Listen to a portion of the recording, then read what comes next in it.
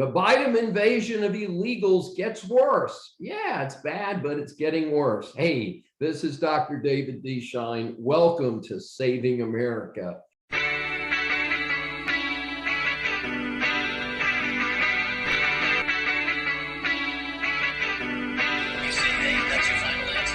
And we've got just an important message regarding the many hazards of the current Bidumb approach to what they call immigration. I call it the invasion of the illegals. And let me start with a very important statement. I totally support legal immigration.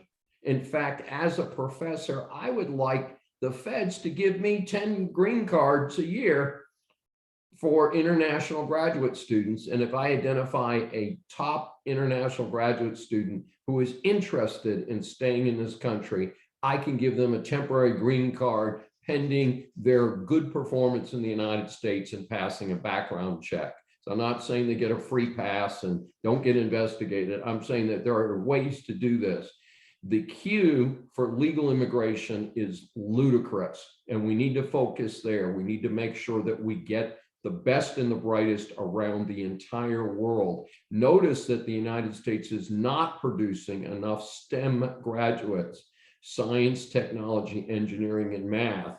These would be wonderful areas to actually bring in immigration. Folks, I'm sorry, but I don't think the current flood of illegals coming in from Central and South America are going to contribute to our shortage of STEM professionals. And that's what we really need to happen here. It's very important. And because the American birth rate has actually declined below replacement level, we need a certain level of immigration just to keep the population going so we have people for future generations. We do not want to get into the position that Japan is in, where they've had such a negative population growth that they're really facing some serious issues going forward. So that's the background of this. But the current situation at the southern border has been terrible since Biden took office 15 months ago.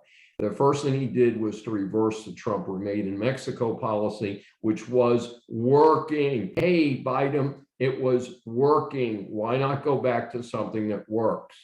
And of course, what triggered today's episode of Saving America is that there was another Trump policy that came under the CDC, and it's called Title 42, and it said because of the pandemic, the national emergency, worldwide emergency, that we needed to limit immigration as much as possible where there is a concern of COVID transmission and the health threat associated with it.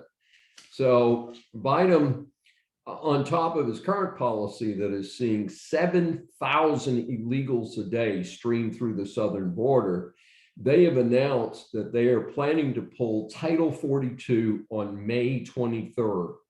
This is crazy on its face. Why on earth would you do this when you're already underwater at the border?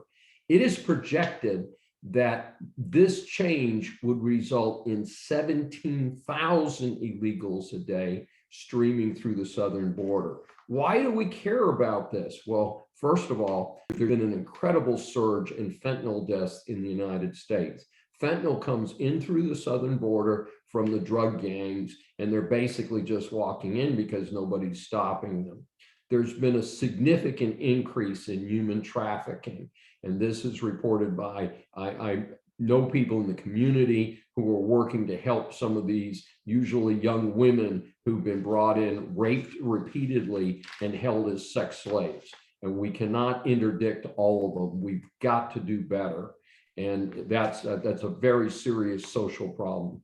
And when many of the people who are apprehended and they bother to check them out, they find out that many of them are known gang members, therefore not cleared to come into this country, and known terrorists. Now, how about the 2/3 of the illegals streaming across the border who are never stopped, and they don't know what the background is? I suspect that many of them will turn out to be criminals in their own countries, and we need to block these people from coming in here and putting even more burden on the American police system, which is obviously overwhelmed with an incredible surge in crime across the United States. The president's #1 job is the safety and security of the American people. As usual, Bidumb is failing America. This is Dr. David D. Shine. Thanks for joining us for this edition of Saving America. If you've enjoyed it, please join us on your favorite platform.